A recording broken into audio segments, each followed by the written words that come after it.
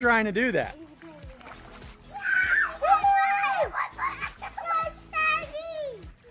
So on a beautiful sunny day, nice hot temperatures, this is a perfect toy. I have one question to ask you guys. Do you recommend this toy for others?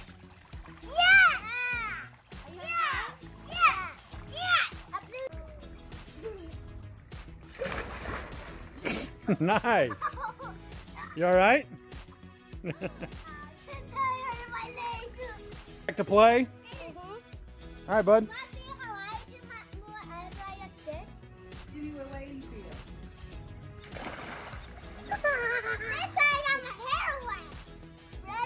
Ready?